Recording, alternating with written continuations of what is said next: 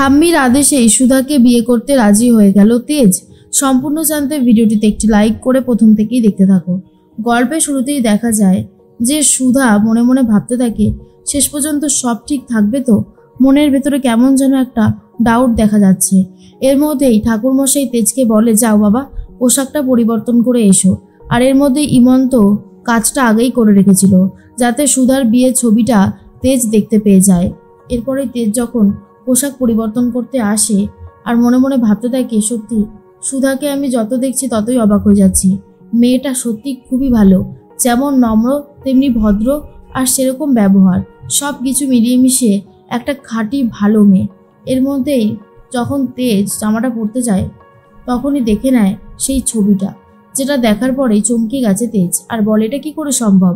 এর মধ্যে ইমন এসে বলে, জানো তো তেজ, আর বলো না, সুধার বাড়ির লোকের কাছে সুধার একটা ছবি চেয়েছিলাম প্রমোশন করব বলে, আর শেষ পর্যন্ত আমাকে এই বিয়ের ছবিটা দিয়েছে।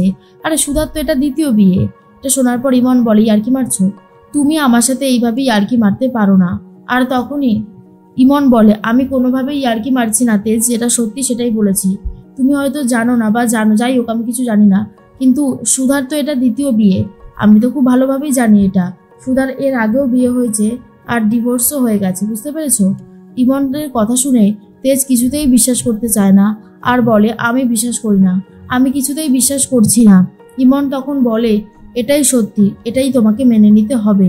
আর অন্যদিকে তেজের মা বসে বসে গজাননের কাছে প্রার্থনা করতে থাকে, তুমি দেখো গজানন, সব যেন ভালো হয়, ছেলেটার বিয়ে যেন ভালোই ভালোই হয়ে যায়। বাড়ির বড় নাতি বলে কথা, বরাবরই আমার তেজ তার ঠাম্মির খুবই প্রিয়। ছোটবেলা থেকেই আমি যে খুব একটা দায়িত্ব পালন করিনি, সব দায়িত্ব মা নিজের হাতে পালন করেছে। মা আমার তেজকে এতটাই ভালোবাসে, আর আজ সেই তেজেরই বিয়ে। মা হই হুল্লোড় করবে, আনন্দ করবে, এটাই তো স্বাভাবিক ব্যাপার। তার মধ্যেই মনে মনে ভাবতে থাকে, একবারও আমার কাছে তো আসলো না তেজ। সত্যি আমি মা হয়ে কিছুই করতে পারিনি তেজের জন্য। এর মধ্যেই ঠাকুরের কাছে যখনই বলতে থাকে, প্রার্থনা করতে থাকে, তখনই গজাননের সামনের যেই প্রদীপটা ছিল সেটা নিভে যাচ্ছে। আর এটা দেখার পরেই ভয় পেয়ে গেছে তেজের মা আর বলে, এমনটা হওয়ার তো কথা নয়, তাহলে এমনটা হলো কেন? আমি জলটা ফেলে দিলাম বলেই কি তখন এত বড় অঘটন ঘটতে চলেছে? কি জানি, আমার তো সত্যি খুব ভয় লাগছে। তুমি দেখো ঠাকুর, এই বিয়ে যেন ভালোই ভালোই মিটে যায়। এর মধ্যেই ইমন তখন বলে, জানো তো তেজ, তোমার ঠাম্মির খুব অহংকার ছিল। বৌমা নিয়ে যাচ্ছে ছেলের জন্য, নাতির জন্য বৌমা নিয়ে যাচ্ছে, আর বসু মল্লিক পরিবারের ছেলের জন্য যাচ্ছে বৌমা। সত্যি আজকে যেই সত্যিটা তোমার ঠাম্মি জানতে চলেছে, সেটা ভাবলেই আমার বেশ হাসি পাচ্ছে, বেশ মজার কিন্তু, তাই না? তেজ তখন বলে, হয়ে গেছে, তোমার বলা হয়ে গেছে, এটা হতে পারে না, কখনোই হতে পারে না, তুমি আমাকে মিথ্যে কথা বলছো। ইমন তখন বলে, আমি কোনো মিথ্যেই তোমাকে বলিনি, আমি যা বলেছি সেটা একদম অক্ষরে অক্ষরে সত্যি। তুমি যদি বিশ্বাস করতে না পারো তাহলে আমার কিছু করবার নেই। এর মধ্যে জ্যোৎস্না চলে এসেছে ঝিনুক আর বলে, জামাইবাবু চলুন, বিয়েটার সময় যে পেরিয়ে যাচ্ছে, এখানে আর থাকবেন না, এই বলেই নিয়ে চলে যাচ্ছে। আর তখনই তেজ বলে, একবার জিজ্ঞেস করবো সুধাকে, কিন্তু বিয়ের মণ্ডপে এখানে সবার সামনে এটা কি করে করব?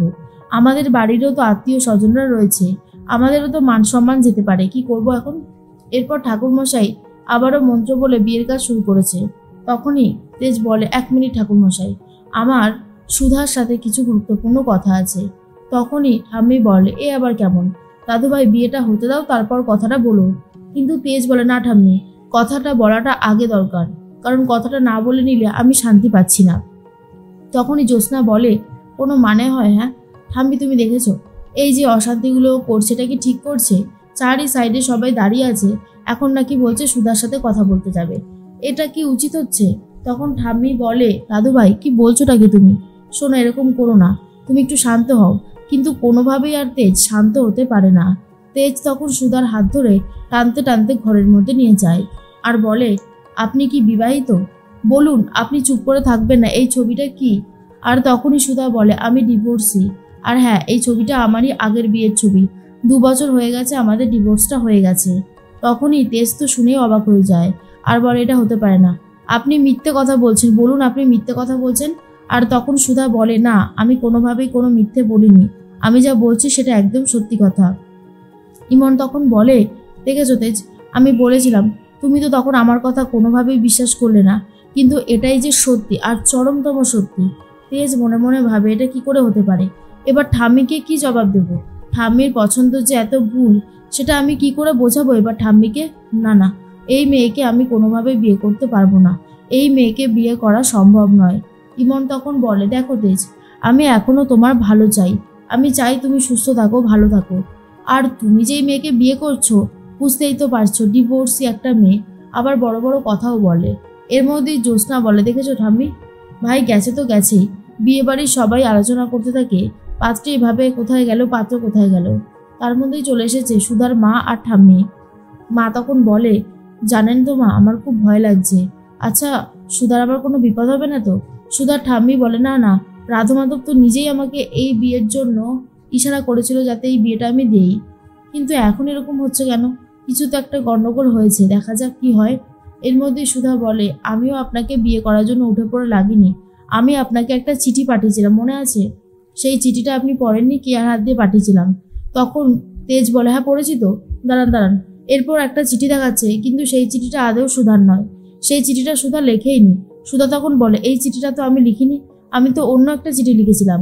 তখন তেজ বলে, আপনি যাই লিখুন না কেন, আপনি আমাকে মুখে বলেননি কেন? সুধা বলে, আমি অনেকবার বলতে চেয়েও বলতে পারিনি, সেই সময় কেউ না কেউ এসে আমাদেরকে ডেকে নিয়ে গেছে, তাই আর বলা হয়ে ওঠেনি। আর এসব শোনার পরে তেজ তো রেগে যাচ্ছে আর বলে, শাট আপ, আপনার মুখ থেকে আমি আর একটা কথাও শুনতে চাই না। এই বিয়েটা বিয়ে হবে না, এই কথাটা জেনে রাখুন। তখনই তেজ সুধাকে ছেড়ে নিচে নেমে যায় সিঁড়ি দিয়ে। আর তখন ঠাম্মি বলতে থাকে, এই বিয়েটা হবেই, আমার নাতি এই বিয়েটা করবে, সুধাকে বিয়ে করে নিজের স্ত্রীর সম্মান দেবে আমাদের তেজ। তখনই সুধার মা ভাবে, সত্যি এই বিয়েটা আদৌ হবে তো? আমার মনের ভেতরটায় কেমন যেন একটা ঝড় উঠেছে, আমি কোনোভাবেই সেই ঝড়কে সামলাতে পারছি না। মনে হচ্ছে সুধার বিয়েতে আবার কোনো একটা অঘটন ঘটবে। লক্ষ্মী তখন বলে সুধার মাকে, দেখেছিস তো ছোট, এই জন্য আমার ভালো লাগছে না। সকাল থেকেই একটা চাপা টেনশন কাজ করছিল, আর ঠিক সেটাই হলো। এখন আমি কি করব শুধু সেটাই ভাবছি। এদিকে বিয়ে না হলে তো ঘোর বিপদ। দোয়েল তখন ভাবে, বেশ হয়েছে, খুব বিয়ে করার শখ ছিল তাই না? একেবারে শখ ঘুচে গেছে। এর মধ্যেই জ্যোৎস্না বলে, ঠাম্মি, কিন্তু তোমার দাদুভাই কোথায়? সে তো আসছে না, তাকে তো আমি দেখতে পাচ্ছি না।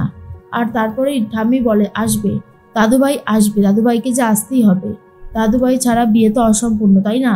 এর মধ্যেই তেজের বাবা বলে, ছেলেটার যে কি মতিগতি হয়, হুটপাট করে এদিকে ওদিকে চলে যায়। আরে বাবা, বিয়েটা কমপ্লিট করে তারপরে গেলেই তো হতো। সারা জীবন তো এরপর সুধা ওরই হয়ে যাবে, তখন যত কথা তত বলে নেবে। এর মধ্যেই নিচে নেমে আসে তেজ।